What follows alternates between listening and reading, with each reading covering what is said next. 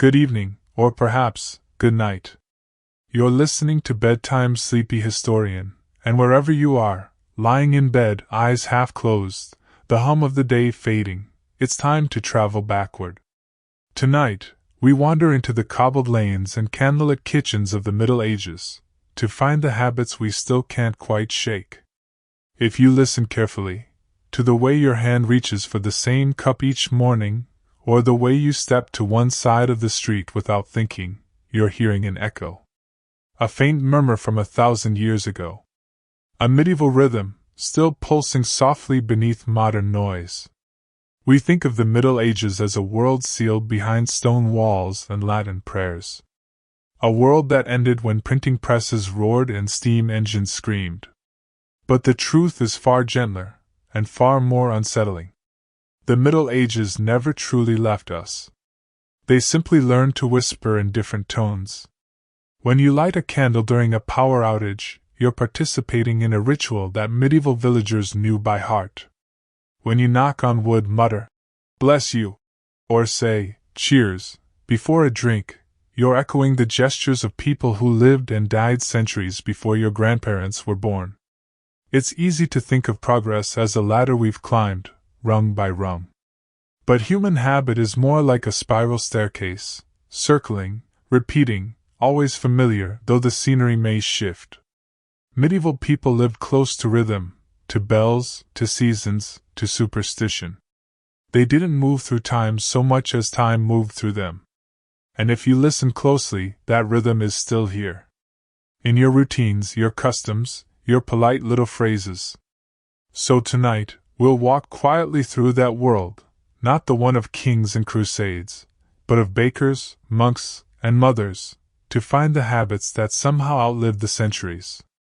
The story begins in the most ordinary of places, the morning wash. It was not quite a bath.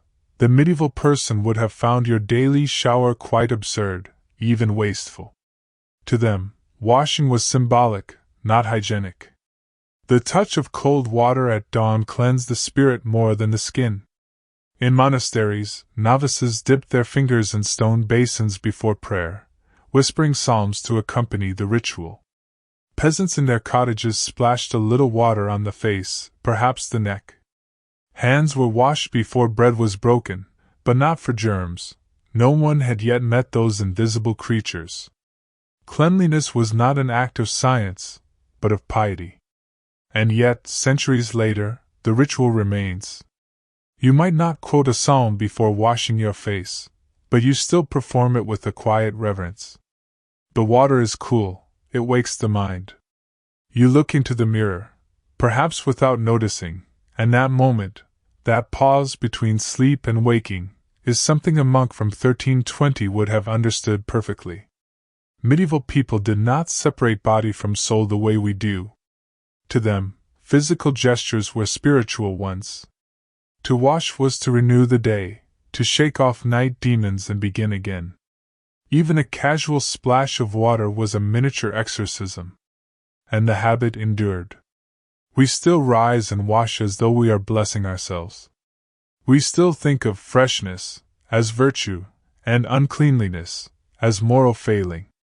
It's easy to laugh at the medievals for bathing only a few times a year, but in truth, they might have found our obsession just as strange. They believed in maintaining a kind of balance. Not too much washing, lest the pores open and let in sickness.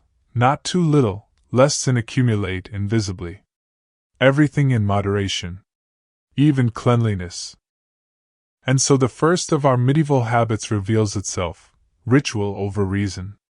The human tendency to do something because it feels right, not because we can explain it. It's in the way we cross our fingers before an exam, or light a birthday candle and make a wish. There's no logic in it, but there doesn't need to be. Tradition comforts the mind more deeply than reason ever could. So as we linger in this first habit, picture the medieval dawn, a monk dipping his fingers in holy water, a peasant splashing his face with rain caught in a bucket, a merchant wiping dust from his hands before touching his ledger. Each gesture small, but quietly sacred. When you wash your face tomorrow morning, Remember, you're part of an unbroken chain. A millennium of rinsed faces and whispered hopes. And from that basin, we move to another habit, one even harder to break, the ritual of the meal. Because while washing was the start of the day, eating was its anchor. And from that basin, we move to another habit, one even harder to break, the ritual of the meal. If the medieval day had a heartbeat, it was the sound of the table being set. Not the clatter of porcelain or silver, those were luxuries reserved for bishops and barons, but the humble rhythm of wooden trenchers laid in a line, the scrape of benches pulled closer to the hearth. Meals were rarely solitary affairs. A person who ate alone was pitied, even suspected. To eat in company was to affirm one's place in the great social fabric, God above, lords in the middle, servants below, all breaking bread in an order that felt as natural as the sunrise. Before anyone took a bite, the eldest or most respected would lift their eyes heavenward and bless the food. It was a gesture as old as hunger itself, to speak gratitude before feeding the body. And then, silence gave way to the slow, steady music of chewing and conversation, not gossip yet, but the kind of murmuring that binds a household. We like to imagine medieval meals as messy, noisy, and unsanitary, and they often were. But there was etiquette, too, shaped not by forks or knives but by custom. A guest should never reach across another's plate. A servant should pour ale with both hands to show respect. And bread, that sacred symbol of life, was always broken, never cut with a blade. Think of that next time you tear a piece of bread instead of slicing it. That gesture, simple and unthinking, carries with it 1,000 years of shared humanity. Our modern meals are different, of course. The television hums, the phone screen glows. We might eat in silence, alone, between obligations. Yet even then, the echoes persist. We still say, "Cheers," before we drink, an ancient wish for safety, born from times when a shared cup might hide poison. We still feel uneasy when we eat entirely alone, as if we've broken an unwritten rule of the hearth. In medieval towns, the evening meal wasn't just nourishment, it was storytelling. News of the day's trade, the state of the weather, the latest scandal at court, all passed by candlelight, from mouth to mouth. Around the table, memory and myth mingled freely. That's another habit we've never really abandoned, the storytelling supper. Every dinner table, every cafe, every pub is a tiny medieval hall in disguise. And the food itself told stories. Pottage, a slow-boiled mixture of whatever could be found, was both meal and metaphor, humble, adaptable, shared by all. The rich might flavor theirs with saffron or almond milk, but even they stirred the same pot in spirit. We've changed our recipes, but not our instincts. We still crave the slow comfort of something warm, shared, familiar. We still gather around tables like moths to a single flame. And we still complain, good-naturedly, about how little time we have to enjoy it. The medievals would nod knowingly at that complaint. Time was their tyrant, too, not measured by clocks, but by bells. When the bell rang for vespers or curfew, the meal ended whether you were hungry or not. The rhythm of life was communal, not personal. That rhythm still hums in our days. Lunch breaks, dinner hours, Sunday roasts, they're modern translations of the same melody. We eat together because it feels wrong not to.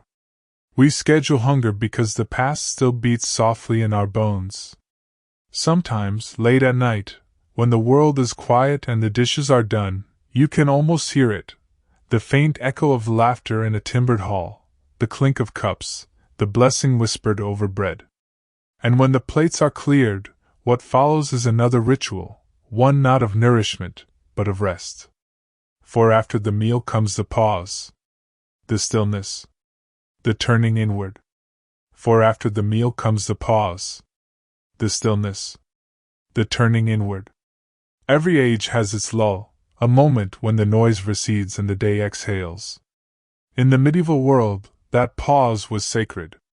It arrived not with an alarm clock or a scheduled break, but with the sun itself, dipping below rooftops, painting the thatch in gold. The workday ended when the light surrendered. Rest, to the medieval mind, was not laziness. It was obedience. The body rested because creation demanded it. As above, so below, the priest said, the heavens turned slowly, so too should we. The rhythm of rest was divine, and to defy it, to work through the night, was to upset a balance older than kings. Peasants, craftsmen, even the animals all felt this rhythm. The cows knew when to head home, the millstones grew silent, the river, briefly, seemed to hush its voice. The village settled into its evening heartbeat, firelight flickering through shutters, the smell of smoke thick in the air, a mother humming as she mended cloth. We have lost much of that silence. The modern world glows endlessly. Our nights are perforated by the hum of devices, the soft pulse of neon. But deep down, we still obey the old rhythm. When evening falls, we sigh. We stretch. We crave stillness, even if we don't know why. In medieval homes, people didn't speak of sleep hygiene or self-care. They simply respected the dusk. Work ceased because the body knew when to stop. Candles were precious, oil expensive. Darkness was a natural curtain, and when it fell, so did the voices. There was, in that surrender, a kind of wisdom. A quiet acknowledgement that the world doesn't need us to keep spinning.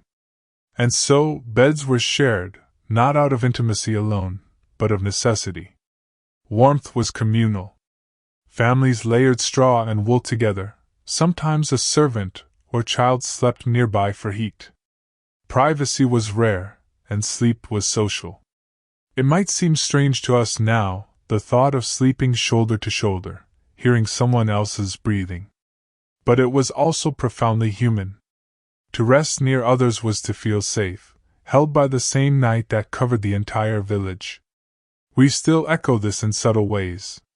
We fall asleep to the murmur of podcasts, the quiet hum of voices, as if trying to recreate that medieval comfort, those half-heard stories by the fire.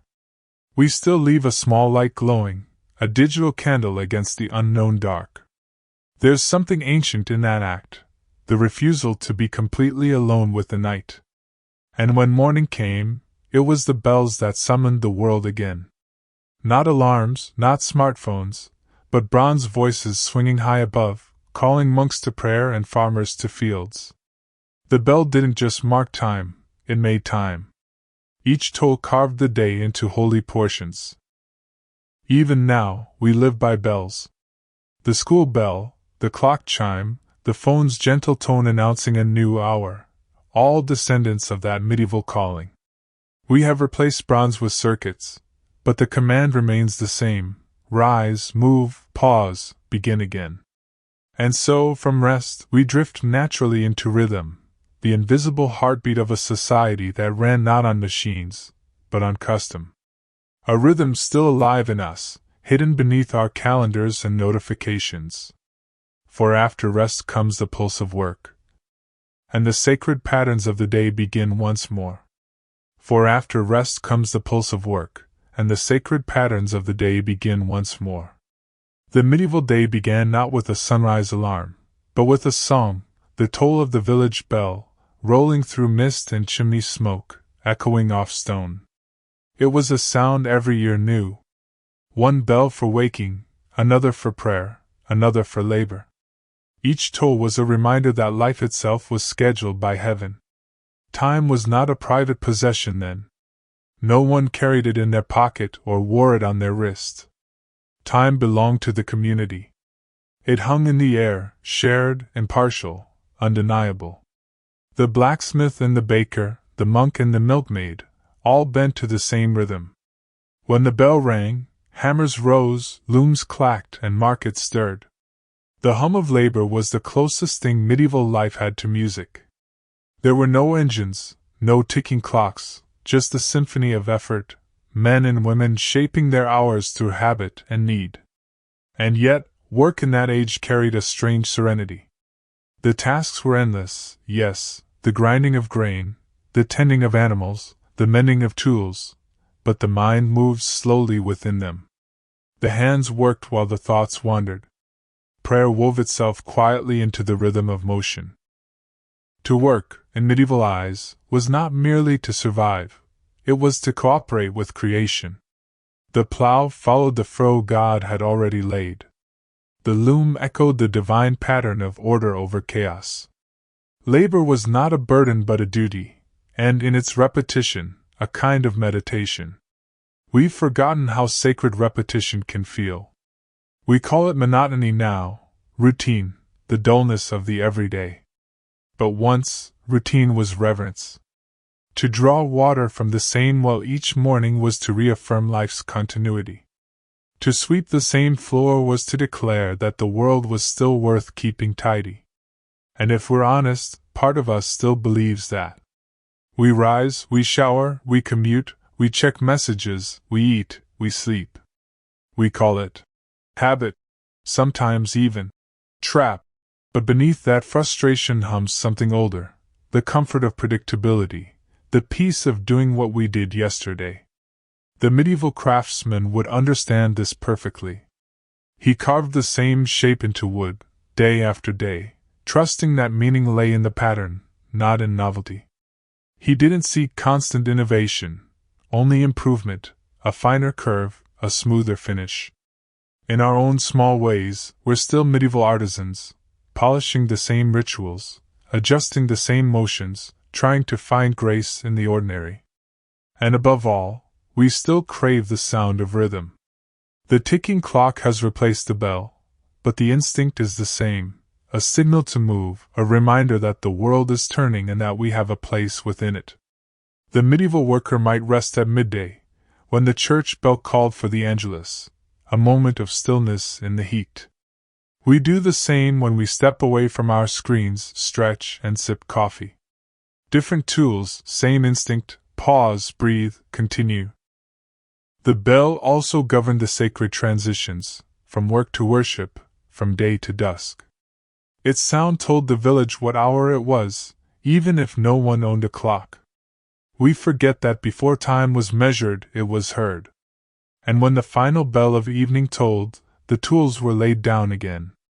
The plough leaned against the fence, the loom went still, and smoke drifted from chimneys like sighs. Work was over, and the night began its quiet rule. Yet the habit of rhythm, the need to be marked by something larger than ourselves, never faded. We still count days, hours, and minutes. We still feel uneasy when schedules dissolve. We still long for order, even when we claim to love freedom. That longing for rhythm connects us directly to our ancestors, to those who lived by bells, who let the sound decide their movements. And from rhythm, another habit grows, just as quietly, the celebration of seasons. For if bells mark the hours, then festivals mark the years. For if bells mark the hours, then festivals mark the years. The medieval world was a calendar made of earth and sky. Every seed, every storm, every harvest whispered the passage of time. The people didn't just live in seasons, they belonged to them. The year was a wheel, not a line. It didn't march forward, it turned. Slowly, inevitably, beautifully. And on that turning wheel rode the habits of humanity, the feasts, the fasts, the rituals of work and joy that made sense of existence. Winter was a time of patience. Fields slept beneath frost, and people huddled together, trading stories for warmth. The smell of wood smoke and stew was everywhere.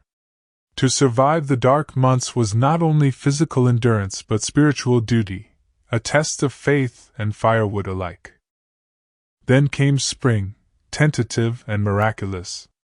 Buds appeared on trees like shy thoughts, and with them, the first church bells of planting season. Villagers would bless their plows, sprinkling them with holy water, as though the earth itself needed baptism before labor. We no longer bless tractors, But we still greet spring as though it were sacred. We clean our homes, open our windows, begin again. It's an echo, faint but clear, of medieval renewal. Summer was for toil and for weddings. The long light stretched endlessly, and the air smelled of hay and honey. Fields buzzed with both bees and gossip. The harvest loomed, but so did joy. Feast days multiplied, St. John's fires, midsummer dances, the great fairs that drew villagers from miles around. For a few bright weeks, labor and laughter blurred together, and even the sternest priest might smile at the music. And when autumn arrived, it was both ending and Thanksgiving. The barns filled, the beer brewed, and people gathered to give thanks to whatever power had kept them fed. The year folded itself neatly, ready to begin again. Even now, we live by this rhythm, whether we notice or not. We speak of holiday seasons, of back to school, of New Year, New Me. We wait for summer like pilgrims. We mourn the shortening of days as if the sun itself were leaving us. We plan our lives around invisible seasons, no longer tied to crops, yet still captive to the same longing for renewal. The medieval mind saw no difference between sacred and seasonal time. The turning of the year was the turning of the soul. And when life was uncertain, when plague, frost, or war could undo everything, those rituals were anchors. Festivals reminded people that even suffering was part of the circle, and that joy would return. That faith in cycles, in the quiet repetition of joy after sorrow, is perhaps humanity's oldest habit. We still light candles when the year turns dark. We still decorate evergreen trees, symbols of endurance. We still gather to eat and sing and remember, not because it's logical, but because the soul insists on celebration. The church once dictated the calendar, but the heart has always dictated the mood. And no decree, no revolution, no modernity has erased that. The wheel turns still. And so, as seasons bring light and loss, another habit rises from that rhythm, one tied not to the earth, but to what the earth gives. A habit that smells of garlic and herbs, that hums with superstition and old comfort. For as the fields yielded their harvest, people reached for protection and flavor both, the ancient companions of survival. For as the fields yielded their harvest, people reached for protection and flavor both, the ancient companions of survival. If there was one scent that tied the medieval world together, it was not incense or roses or wet hay. It was garlic. Hung in doorways, buried under beds, tied in little bundles above cradles, garlic was more than food. It was a shield. In a world where medicine was half prayer and half guesswork, the line between healing and magic was thin as smoke. People believed that disease traveled by foul air, miasma, they called it, and that strong-smelling herbs could drive it away. Garlic, onion, sage, rosemary, all were guardians against the unseen. So a woman might tuck a clove of garlic into her husband's coat before he went to market. A shepherd might rub it on his boots before walking into fog.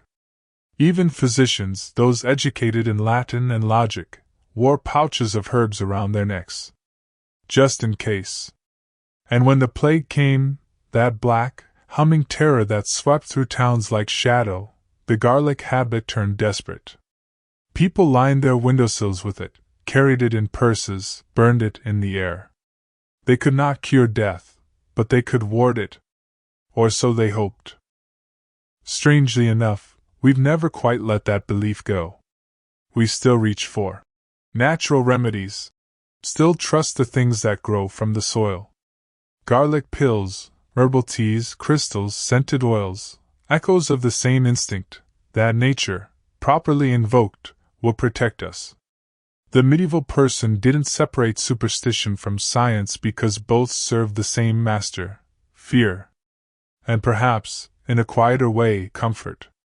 A charm, whether made of herbs or words, reminded people that they were not powerless.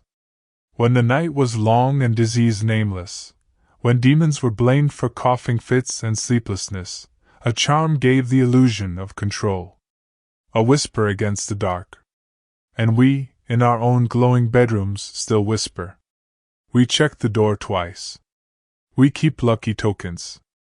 We repeat tiny phrases that make no logical sense. Fingers crossed, touch wood, bless you. Each is a descendant of a medieval charm. The church tried to ban such practices, calling them pagan, but the human heart doesn't easily surrender its rituals. So the old and new blended. The sign of the cross replaced older gestures. Holy water took the place of spring dew. But the impulse, the need to ritualize fear, stayed intact. Even now, when science explains more than ever, we cling to the irrational. Because superstition isn't stupidity, it's softness. It's the heart's way of admitting that knowledge alone isn't always enough. And in that way, we are still medieval. Still tying invisible strings between belief and safety. Still seasoning our meals, and our fears, with the same herbs. The kitchen, in medieval life, was a kind of temple. Herbs hung like incense. Fire burned in its own hearth. Meals were not only cooked but blessed with gesture and scent. You didn't simply eat to survive, you ate to stay protected, to keep evil at bay. When garlic hissed in oil, when rosemary smoked in bread, it wasn't only hunger being answered. It was hope. And hope, like garlic, lingers long after the meal. From those smoky kitchens, we move outward, to the larger rituals of belief. Because every house, no matter how poor, was a small reflection of a greater temple. And every habit, no matter how earthly, carried the echo of faith.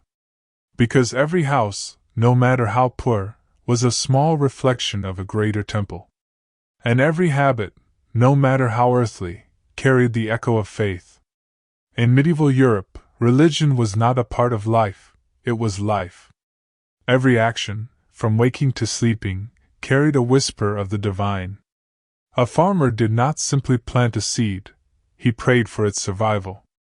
A mother didn't just bathe her child, she washed away sin as much as dirt. The rhythm of existence pulsed to church bells, and the calendar itself was divided not by months, but by saints and fasts. And yet, it wasn't always pious in the way we imagine. Faith then was practical, tangible, almost physical. Holy water mixed with salt to cleanse tools. A crucifix hung not just above beds, but barns, to protect livestock from the evil eye. Pilgrimage badges were worn as much for status as salvation. Even the poorest soul carried something sacred, whether a splinter of wood said to be from the true cross or a small bone wrapped in cloth, passed down through generations, a relic, real or imagined. It didn't matter. What mattered was the act of belief. Faith was habit as much as conviction. You could be a skeptic in heart, but still cross yourself at thunder. Still whisper a prayer when your child coughed in the night.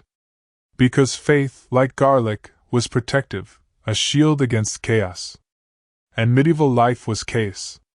Plague, famine, feudal wars, childbirth, all were reminders that life was fragile, fleeting, and deeply unfair. Faith was not blind devotion. It was structure. A frame to hold meaning when the world refused to offer any. So people built churches not only as places of worship, but as anchors. Every stone, every stained window, every tolling bell reminded them, here is order. Here is light. Here is where time itself pauses, if only for a prayer's length. And perhaps, in our own ways, we still build such anchors. The coffee mug that must be used every morning. The quiet scroll through a phone before sleep. The playlist we start when it rains. They are not holy acts, but they fill the same role, ritual as reassurance. The medieval villager would not have found these habits strange. He too needed his repetitions, his small patterns of calm. A prayer before bread. A pause before work. A glance toward heaven, even if heaven said nothing back. Faith, for him, wasn't a sermon, it was muscle memory. It was the way the fingers knew how to trace a cross before the mind even thought to do it. It was the instinct to kneel when thunder shook the rafters. And what's remarkable is how many of those gestures remain. We still whisper blessings when we sneeze, a remnant of the plague years. We still knock on wood, an echo of tapping church doors for divine protection. We still light candles when we grieve, believing somehow that flame and soul are related. Faith's old bones lie everywhere, disguised as habit. And sometimes, when we sit in silence, in a car, in a kitchen, in the dark, we feel that same ancient urge to murmur something upward, just in case someone is still listening. But the church's influence didn't stop at prayer. It seeped into time itself, into how people measured their days, their rest, their very sense of worth. And so we move now from faith as feeling, to faith as schedule. To the ways the medieval clock, marked not by gears, but by bells, still ticks faintly inside our modern lives. The church's influence didn't stop at prayer. It seeped into time itself, into how people measured their days, their rest, their very sense of worth. Imagine a world without clocks. No ticking, no numbers glowing on a screen, no alarm set for 7 a.m. sharp. In the medieval world, time was not personal, it was communal. And the keeper of that time was the church bell. From dawn to dusk, the sound of bronze and iron marked every chapter of daily life. The matins bell before sunrise called the monks to chant in cold halls. The prime bell stirred villagers from their straw beds. Then came the mid-morning bell, the noon bell, the vespers at twilight, and finally the compline that sang people into sleep. The rhythm of bells was the rhythm of breathing itself. Work began and ended at their command. Bread was baked, animals fed, meetings held, all in harmony with the peal of the tower. The bell was the heartbeat of the village. And its authority was absolute. When it rang, you stopped. You crossed yourself, whispered a quick prayer, and only then resumed whatever task filled your hands. There were no watches, no personal sense of being late, or ahead of schedule. Time was shared, a kind of public trust, ringing through the air. In a sense, it made life simpler. You didn't argue with the bell. It didn't care about your deadlines or ambitions.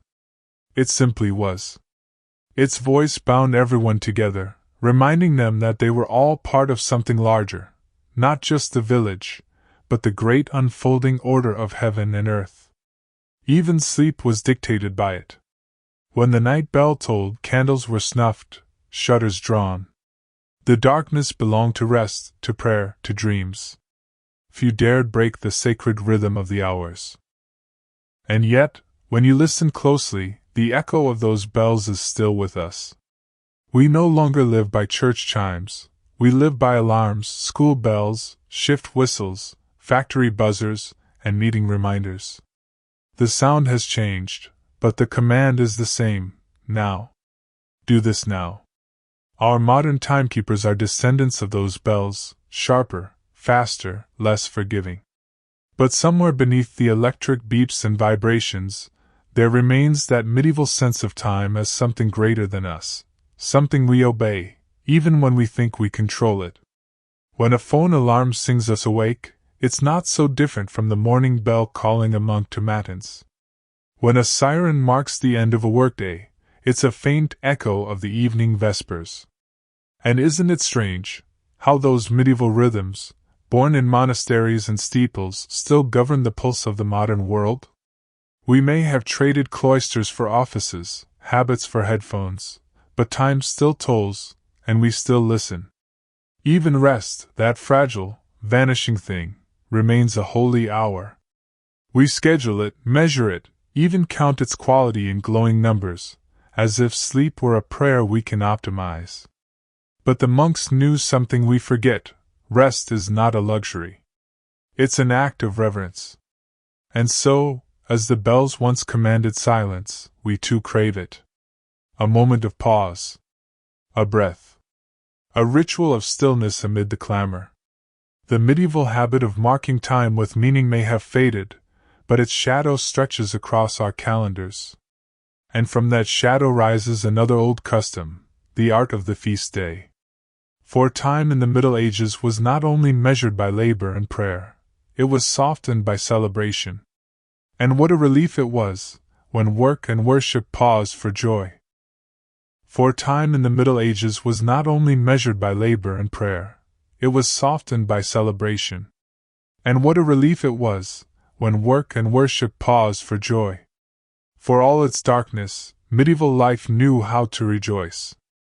The villagers who worked the fields from dawn to dusk, who lived in the shadow of plague, war, and taxes, still carved out moments of light. They celebrated often, loudly, and with a kind of desperate grace. Every few weeks brought a feast day, a saint's day, a holy day, a market day, any excuse would do. And when that day arrived, the rules of the world loosened. Work paused. Ale flowed. The churchyard filled with music. Children ran wild through mud and straw. Even the most pious monk could not deny that laughter, too, was a kind of prayer. Feast days were the medieval calendar's safety valves. Without them, the pressure of toil would have crushed the spirit entirely. But with them, life had rhythm, the pendulum swung between effort and release. And the celebrations were gloriously human. There were processions, bonfires, dances, mystery plays where villagers dressed as angels or demons. There were pies and puddings, spiced with whatever the household could afford. There was flirting, singing, wrestling, and sometimes, yes, fighting. Because joy in those times was rarely tidy. It was a holy mess. And perhaps that's what made it sacred. Even the church, which frowned on excess, tolerated it, so long as people returned to confession after. The priests knew what every good ruler learns: a people who are allowed to laugh are easier to govern. Yet these feasts were not only distractions. They were anchors of identity. To celebrate Saint Bridget or Saint Martin was to remember one's place in the cosmic story, to feel part of something older and larger than any one life. Every village had its own flavor of festivity. In the north, they lit winter fires to coax the sun's return. In the south, they threw flowers and poured wine. And in every corner there were the same songs, reshaped by accent, but carrying the same plea: let life, for once, be sweet. We have not lost that impulse.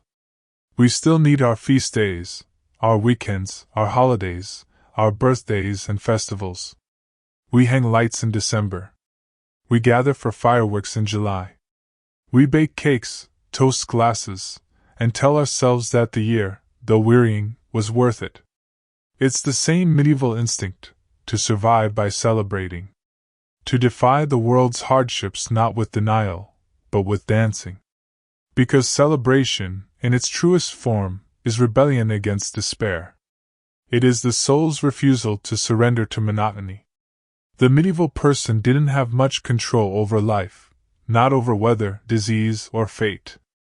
But for a few nights a year, they could control one thing: the decision to be happy. That choice, repeated over centuries, became its own kind of inheritance. We carry it still: the laughter, the bonfires, the belief that community and joy are worth the trouble. And if you listen, really listen, you can still hear echoes of those revels in our own parties, our festivals, our collective longing to feel alive together. But joy has a twin. And the medieval world knew both well. For every feast came a fast. And just as they celebrated with abandon, they also learned the art of restraint, the ritual of giving up, to feel the soul's hunger again. For every feast came a fast. And just as they celebrated with abandon, they also learned the art of restraint, the ritual of giving up, to feel the soul's hunger again. In a world so tied to the body, to soil, to work, to sweat, it might seem strange that medieval people chose to deny themselves food. But fasting wasn't about punishment. It was about rhythm, the delicate balance between plenty and pause. The Church prescribed more than 100 fasting days a year. Lent, Advent, Ember Days, and countless vigils, whole stretches of time when meat vanished from the table and simplicity took its place. On those days, people ate fish, grains, vegetables, and bread baked without butter. Even eggs and milk were sometimes forbidden. It wasn't easy, especially for those who already lived near hunger. But fasting turned necessity into meaning. When the poor went without, it wasn't only deprivation, it was devotion. A holy offering of the stomach to the soul. And though it was rooted in faith, fasting also carried a strange psychological comfort. In a world where so little was controllable, harvests, disease, rulers, storms, the ability to choose denial was a form of agency. It gave shape to suffering. To abstain was to say, I may not rule the world, but I can rule myself. It was also a way to prepare, for feasts, for prayer, for rebirth. To empty oneself before being filled again. The monasteries practiced it with precision. Meals reduced to bread and ale, voices silenced, thoughts turned inward. The sound of spoons in wooden bowls became a kind of chant. The monks wrote that fasting sharpened not only the body but the spirit, that hunger, properly embraced, led to clarity. And perhaps they were right. Even now, we return to fasting in new forms, detoxes, cleanses, intermittent plans dressed in modern words. We tell ourselves it's for health, but part of it is something older, the medieval intuition that abstinence purifies. That discipline, if endured, brings calm. To fast is to pause, to reflect on what fills us, and what merely distracts. It is to understand that the line between need and desire is thin, and that emptiness has its own kind of nourishment. In the medieval world, fasting was communal. Whole villages slowed down. But it was also deeply personal, a quiet test of endurance, faith, and identity. To eat less was to remember that life itself depended on grace. And when the fast ended, the feast tasted richer, not just because of butter or meat, but because it meant survival. It meant another season had passed, another Lent overcome. There's something timeless in that cycle, to give up, to wait, to return. We practice it in countless ways still, with New Year's resolutions, digital detoxes, no-spend months. We crave the same symbolic hunger, the reassurance that self-denial leads to renewal. The medieval mind understood that hunger teaches humility. And humility, in turn, teaches gratitude. As Lent ended and Easter approached, the bells that once called for restraint now called for celebration again. And so the wheel turned, from fast to feast, from emptiness to fullness. But even when the tables were set again, the memory of hunger lingered, a quiet reminder that joy means nothing without the echo of want. And from this sacred balance between too much and too little grew another medieval obsession, the belief that balance itself was divine order. An idea that would shape medicine, philosophy, and even manners for centuries to come. From this sacred balance between too much and too little grew another medieval obsession, the belief that balance itself was divine order. An idea that would shape medicine, philosophy, and even manners for centuries to come. In the medieval imagination, everything, body, soul, and cosmos, depended on balance.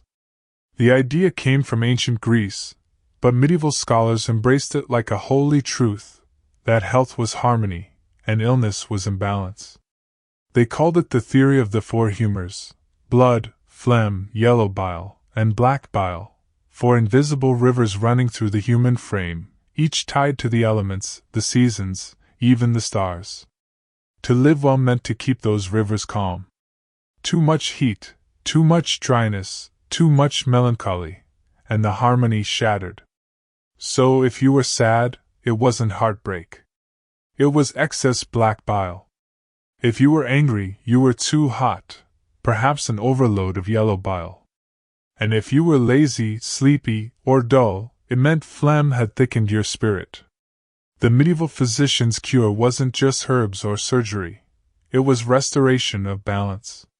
They prescribed bloodletting, baths, diet changes, or even gentle bleeding with leeches, all to coax the body back into equilibrium. We smile at it now, but the idea has never really died. Modern wellness culture, detoxing, balancing one's energy, seeking moderation in diet or emotion, echoes that same medieval hunger for symmetry. Even our language remembers when we say someone is off balance or level-headed. We are speaking the vocabulary of humors. But balance extended far beyond the body. In manners, one was to be either too proud nor too humble, either too silent nor too bold. The perfect courtier or monk was a master of temperance. Even laughter had its boundaries. Too much, and it became folly. Too little, and it seemed coldness. The medieval world distrusted extremes. Too much joy was as dangerous as too much sorrow. Too much wealth could tempt the devil. Too much poverty could tempt despair. The safest way to live was in the middle, the golden mean, as Aristotle taught and the Church refined. This yearning for symmetry even shaped architecture. The cathedrals of Europe, vast, soaring, and mathematically perfect, were visual prayers to balance. Light and shadow, earth and heaven, line and curve, all arranged to reflect divine harmony. And inside those cathedrals, the human body was treated as a microcosm of the universe.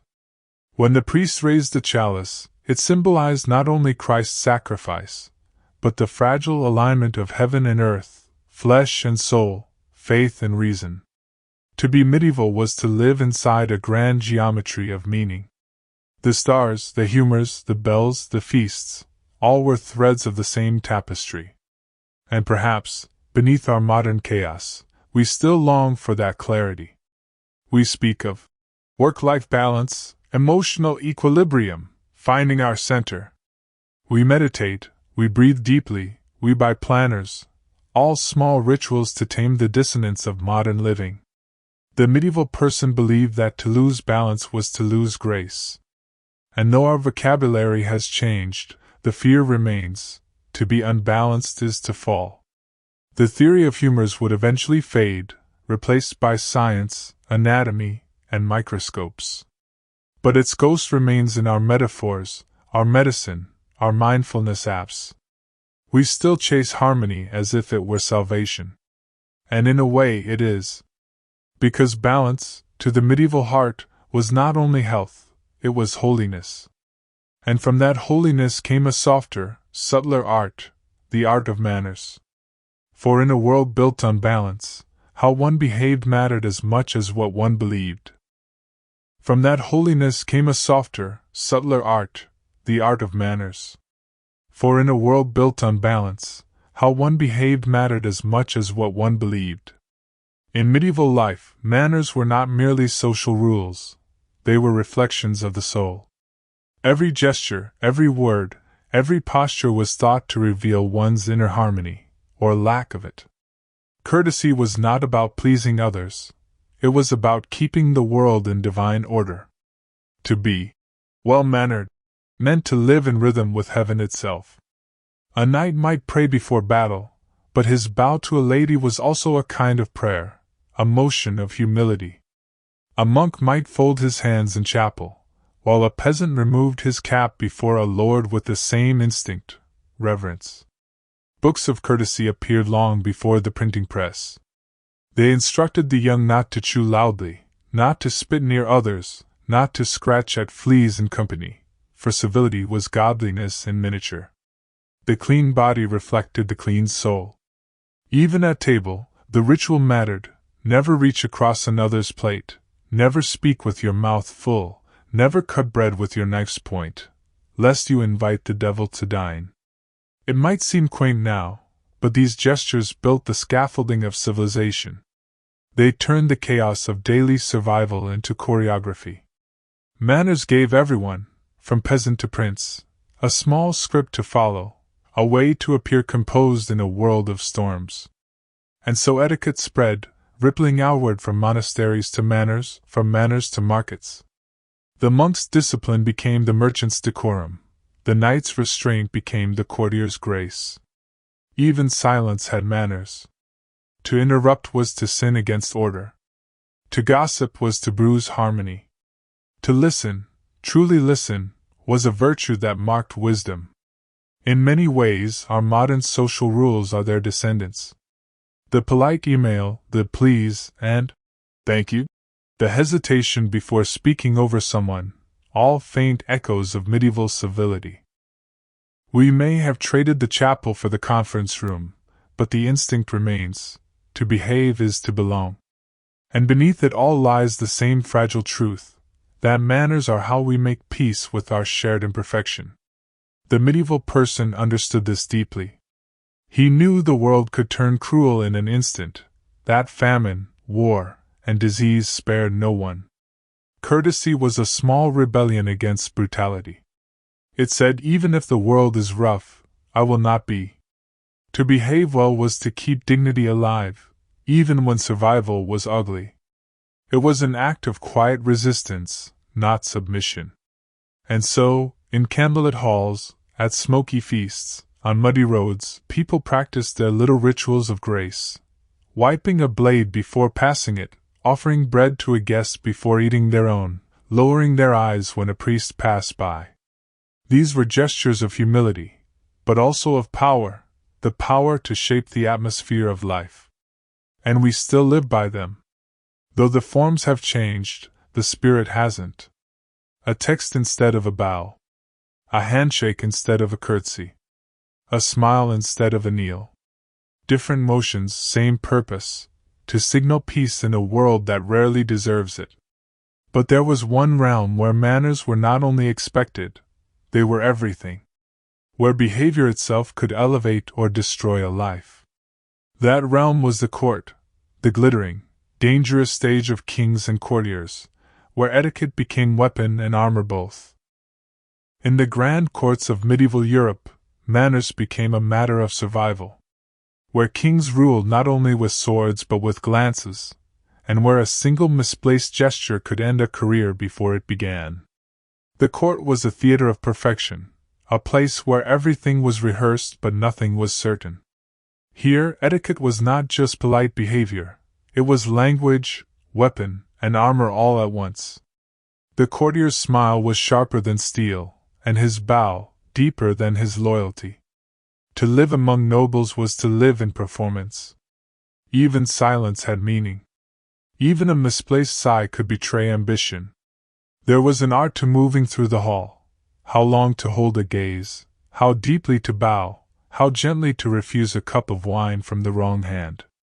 Medieval kings, surrounded by rivals and flatterers, measured loyalty not only in words but in posture. A man who stood too close was dangerous, one who stood too far was cold. In between those inches lay the difference between trust and treason. Handbooks of courtly behavior appeared to teach this choreography, the Book of the Courtier by Castiglione being the most famous, though it came later in the Renaissance. It instructed nobles in the art of sprezzatura, the delicate effortlessness that concealed all effort. To seem graceful while concealing one's ambition, that was the ideal. And beneath all this elegance was fear. Fear of exile, of disgrace, of whisper and rumor. The court was a cage of velvet walls, its bars made of etiquette. A bow too shallow, a smile too bold, a misjudged jest, and one might find oneself banished before supper. Even love had to be filtered through ritual. Courtly love, that strange, refined game of adoration from afar, was born here. To praise a lady in verse but never touch her, to serve her as one served one's lord, to channel desire into devotion. It was not romance as we know it, but a moral performance, love reimagined as elegance. Everything had its rule. How to dance, how to dress, how to kneel. How to speak before the king, how long to wait before answering a question, how to make one's laughter seem modest. It was exhausting, yet it held civilization together. For etiquette was a substitute for bloodshed. In a hall where insults could once have sparked duels, Now a single phrase, perfectly spoken, could disarm an enemy. A clever compliment could save one's life. Even the peasants outside the castle walls learned by imitation.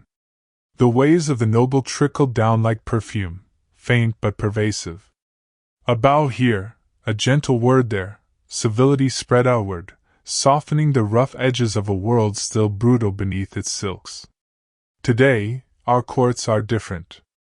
They have become offices, parties, conferences.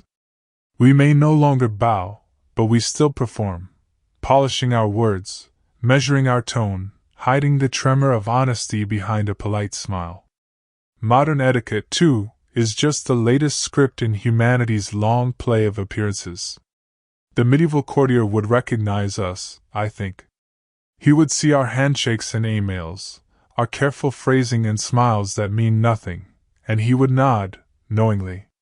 He might even envy our casual clothes, but not our constant performance.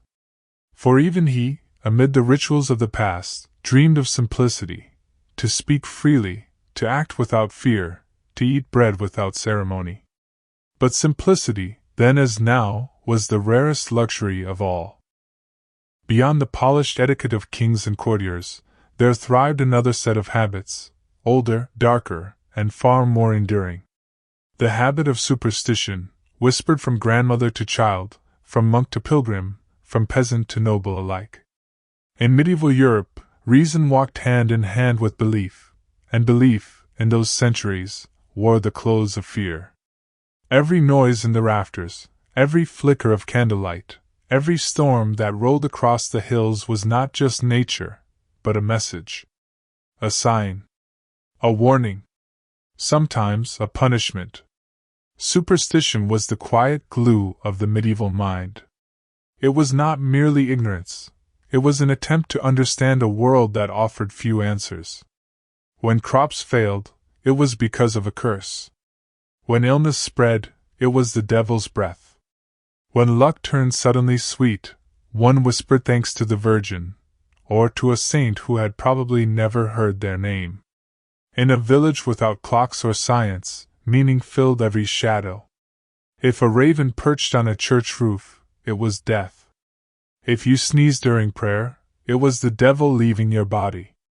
If you spilled salt, you tossed it over your shoulder, because salt was sacred, and to waste it was an affront to heaven itself.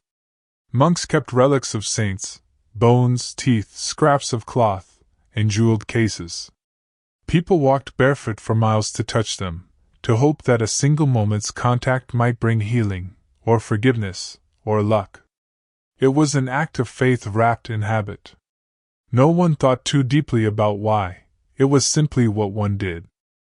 In the countryside, amulets hung over cradles.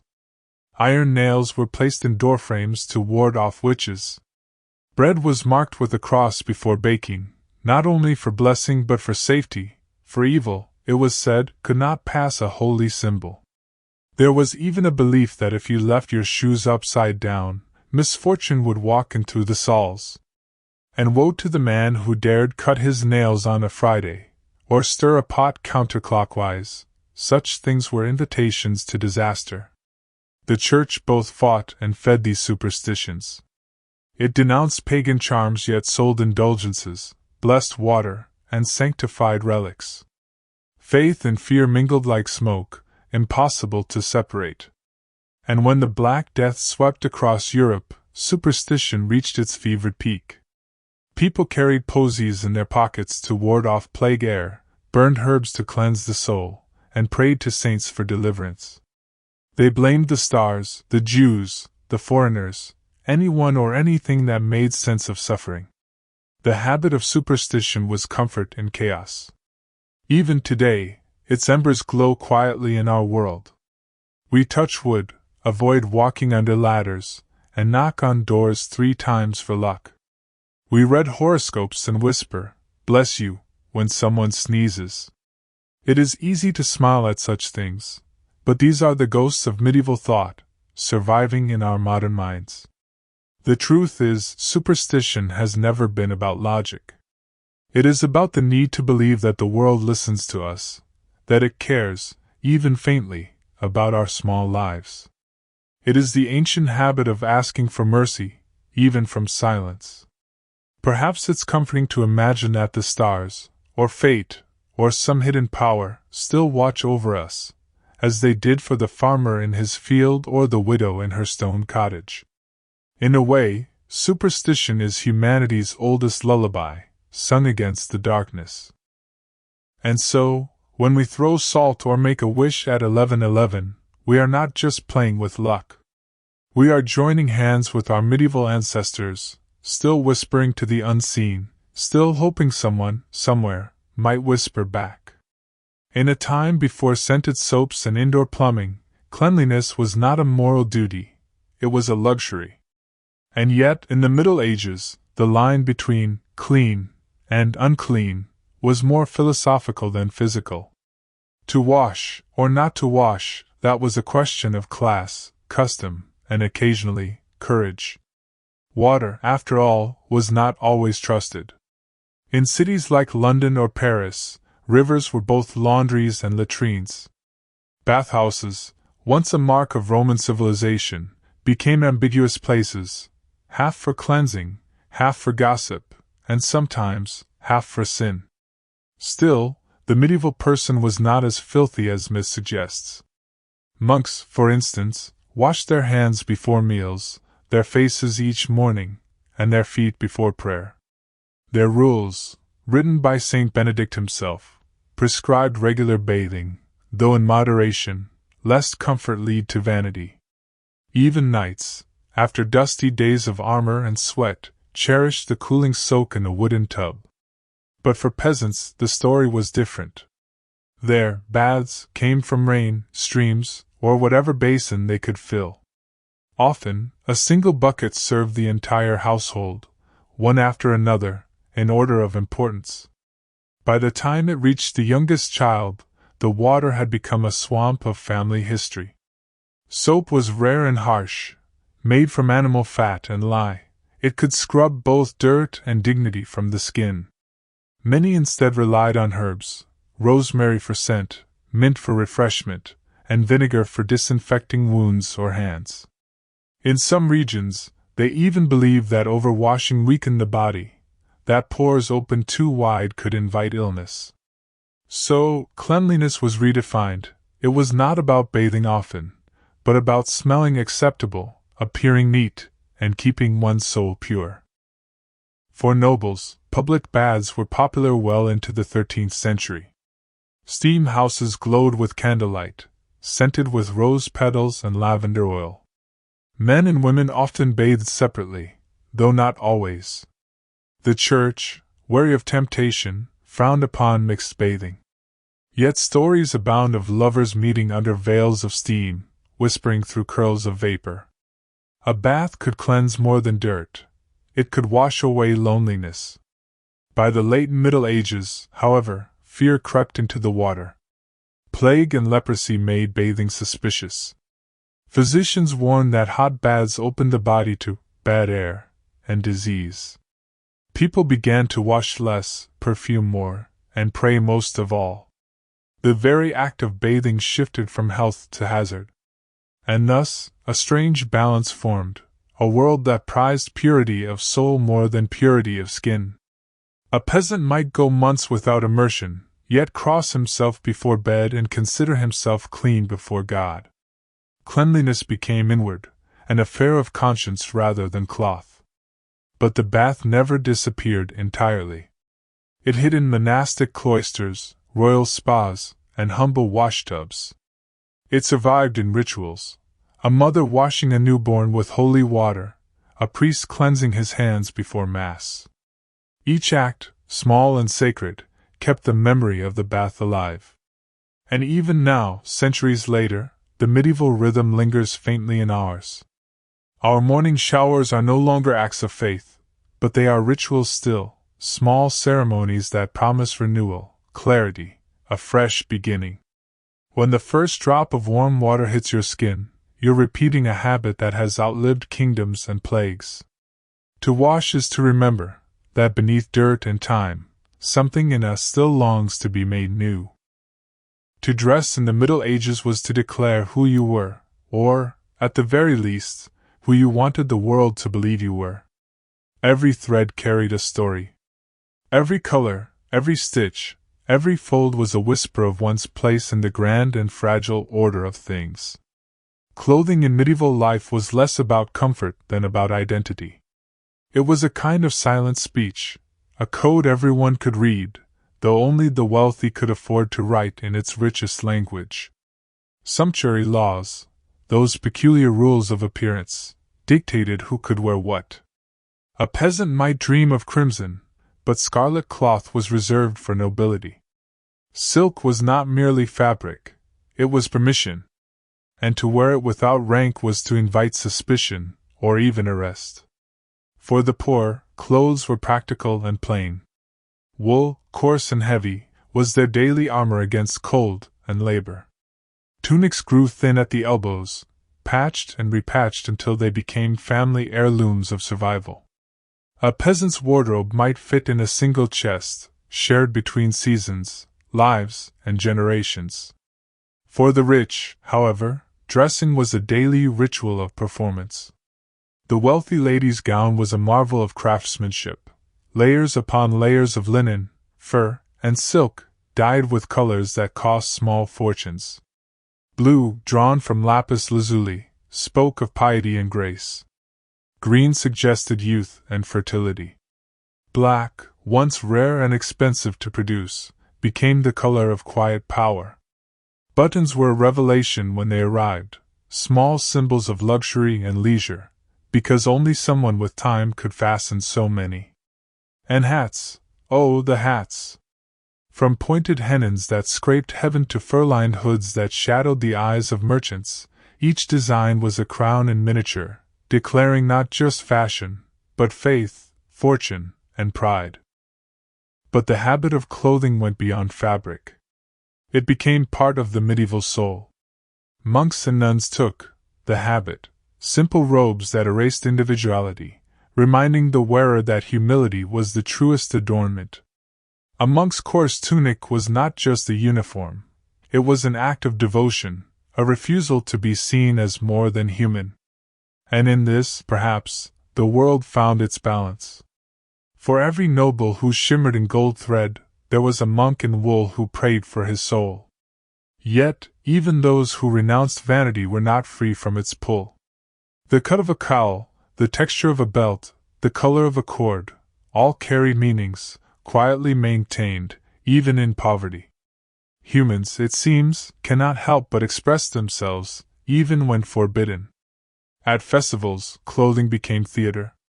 Villagers donned costumes of saints and fools, kings and angels. For a single day, a beggar might wear the robes of royalty and laugh at fate's fragile hierarchy.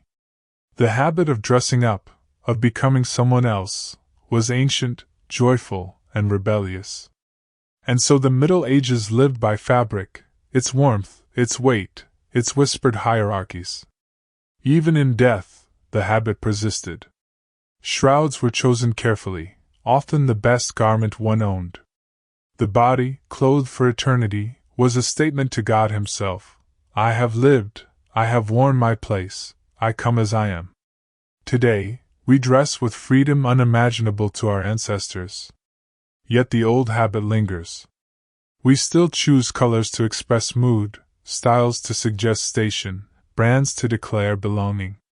We no longer need sumptuary laws, we enforce them quietly, with taste and trend. In every stitch seam and chosen shade, we are still medieval, still hoping to be seen, understood, and remembered. And as candlelight flickered on velvet sleeves and rough wool tunics alike, the Middle Ages continued to dress their souls, as we still do, one habit at a time. But even after clothing the body, people sought to clothe something deeper, the spirit itself. And nowhere was that more visible than in the habit of daily prayer and ritual, woven through every hour of medieval life. Before clocks governed the hours, bells did. And when they rang across the misty fields of medieval Europe, they did not merely mark time, they called the soul to attention. Prayer was not a choice in the Middle Ages. It was rhythm. It was breath. It was as natural as hunger, as constant as sleep. Whether in a monastery or a market square, the day was divided not by meals or work, but by devotion. Matins before dawn. Lauds at sunrise. Prime, terce, sext, none, each moment a reminder that life was borrowed, time was sacred, and silence could be prayer too. For monks and nuns, this structure formed the architecture of existence. They rose in darkness, voices blending in cold stone halls, chanting psalms older than their own names. The words were not always understood. Latin was a language of mystery, but understanding was never the point. Repetition was. To repeat was to remember, and to remember was to remain close to God. Outside the cloisters, villagers had their own forms of ritual. A mother crossed herself before kneading dough. A shepherd whispered a blessing before leading his flock. Even the blacksmith, before striking the first blow, might mutter a quiet Ave Maria beneath his breath. It was habit, yes, but also heritage. 1,000 tiny gestures weaving faith into every act of labor. The church stood at the center of every town, not just physically, but spiritually. Its bells dictated the rhythm of life: when to wake, when to work, when to rest, when to pray for those who could no longer do either. Even the poorest man in the village might kneel beside a noble in the same pew, both seeking mercy from the same God, though one's prayers were whispered through hunger, the other's through guilt. And yet, faith was not always peaceful. It was tangled with fear, of sin, of judgment, of an afterlife more real than the soil beneath one's feet. People prayed for everything: for good harvests, for healing, for forgiveness, for rain, for love. Candles flickered endlessly in chapels, their wax pooling like melted time, each flame a tiny hope sent upward into the unseen. But not all prayers were spoken. Some were lived, in the way a monk tended the sick, or a wife forgave her husband, or a knight spared his enemy. Each act of mercy was a psalm without words, a small rebellion against the cruelty of the age. There were darker rituals too, the prayers of desperation. When plague struck, families prayed over dying loved ones, their voices trembling through locked doors. When war came, men prayed into their helmets, women into their hands. And when nothing seemed to change, they prayed still. For the act itself was the comfort, the feeling that the universe was not indifferent, that even unanswered prayers were somehow heard. The habit of prayer shaped the medieval mind into humility. To pray was to admit smallness, to stand before something infinite and say, "I am here, but I am not enough." It was not submission born of weakness, but of all. And though centuries have passed, the rhythm remains. We might not hear church bells, but we have our own reminders, morning affirmations, quiet thoughts before sleep, moments of silence between chaos and work. They are prayers in disguise, stripped of liturgy but not of longing. Because, deep down, the human heart still kneels. Not always before altars, sometimes before memory, or love, or loss, but always before something greater than itself. Yet, even amid faith and ritual, another medieval habit endured, one both intimate and universal: the habit of storytelling, of gathering around firelight to weave the world back together through words. When darkness fell in the Middle Ages, the world grew quiet, but it did not fall silent. Somewhere beyond the fields and the chill wind, voices rose, weaving warmth from words. Storytelling was as essential as bread. It nourished not the body but the soul, that part of humanity which cannot bear silence for too long. By the light of the hearth, stories were currency, comfort, and communion.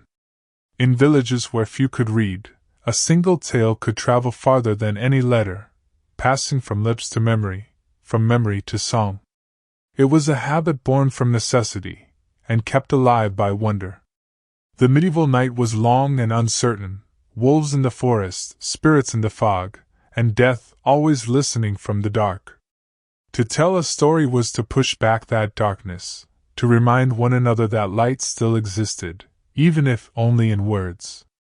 In noble halls, minstrels played lutes and recited epics, tales of saints and sinners, lovers and martyrs, kings and fools. Their songs carried news from distant lands and praise for those who paid them in coin and comfort. But in cottages and taverns, storytelling was a more democratic art. The baker might tell of fairies who blessed his loaves. The shepherd might swear he'd seen the devil in the fog. No story was too small if it could hold the night at bay. The medieval storyteller was not a performer so much as a keeper of memory. They blended truth with legend, fact with fancy, and no one minded. For the truth, in those days, was less about accuracy than meaning. If a story made you feel brave, or kind, or wary of greed, then it had done its sacred work. The best tales were passed down like heirlooms. The same story told by a grandmother by her hearth would be told by her grandson decades later, his voice different but his heart unchanged. In that way, storytelling was immortality, not for the teller, but for the tale. The Church, too, understood the power of story. Parables and miracle plays became tools for teaching, transforming theology into drama, heaven into stagecraft. In dusty squares, actors dressed as angels and devils, turning salvation into spectacle. Faith was no longer confined to parchment. It was alive, performed, and shared. But not all stories were pious. Many were mischievous, even subversive. The peasants laughed at greedy monks, foolish knights, and pompous lords. For one brief evening, around the fire, they could upturn the world. A good story could humble power, if only in imagination. And oh, how they listened! Faces lit by flame, eyes glinting in the half-dark, the entire room would lean toward the teller, as though toward the very heart of creation. A pause, a breath, and even the wind seemed to still, waiting for the next word. That silence between sentences, that sacred, suspended moment, was as important as the story itself. For in that pause, hearts synchronized. The storyteller and listener became one being, sharing the same fragile thread of wonder. Even now, in our world of glowing screens and restless nights, the ancient habit remains. When you listen to a bedtime story, or a podcast, or even this tale whispered through your headphones, you are not alone. You are sitting, once more, by the medieval hearth. The fire crackles, someone leans closer, the world softens. And as you drift toward sleep, you carry with you the same warmth that carried them, a warmth made not of flame, but of story. But every story, no matter how comforting, must eventually end.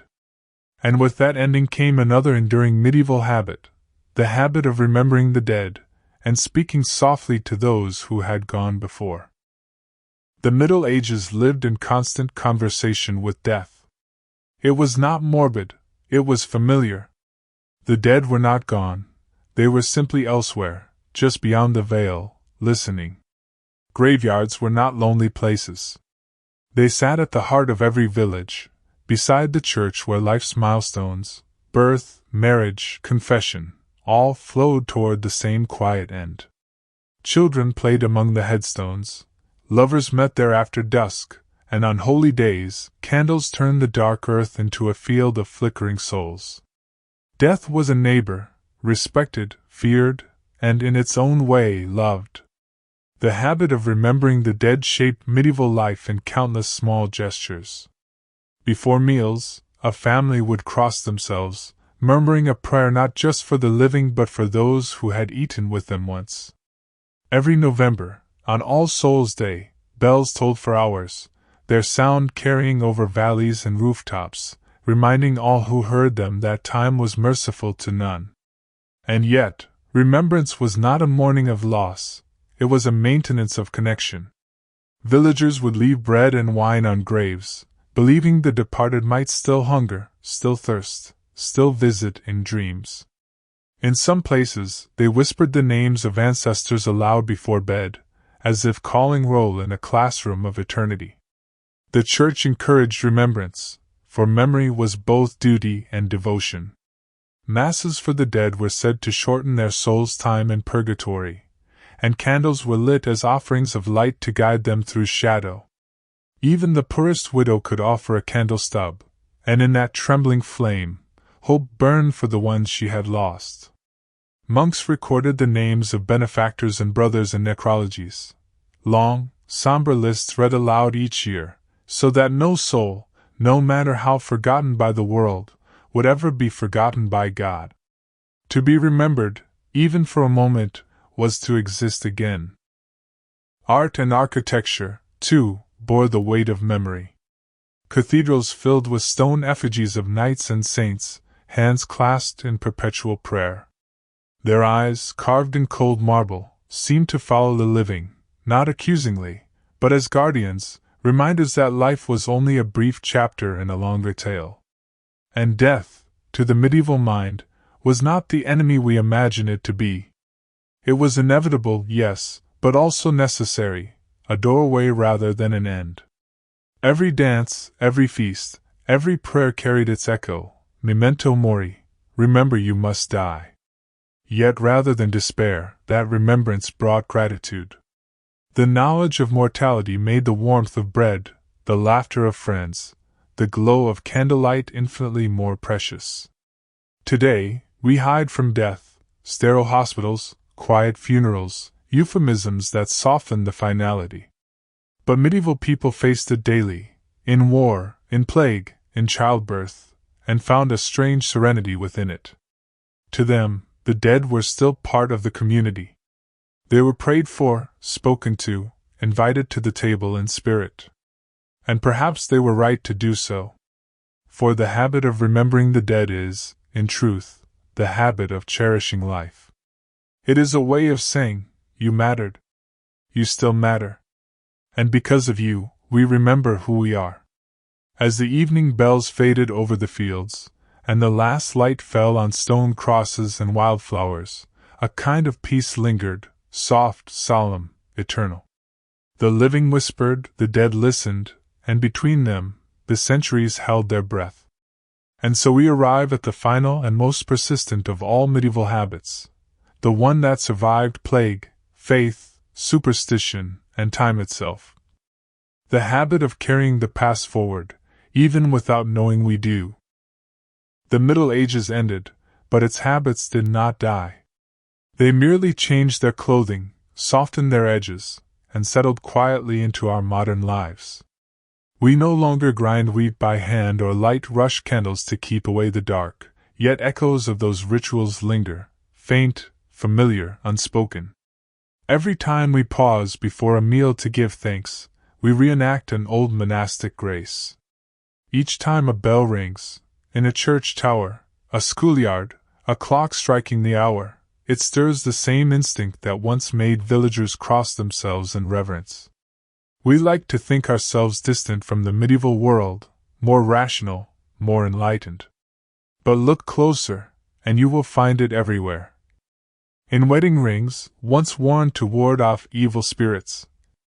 In bedtime prayers whispered by children, long after superstition faded.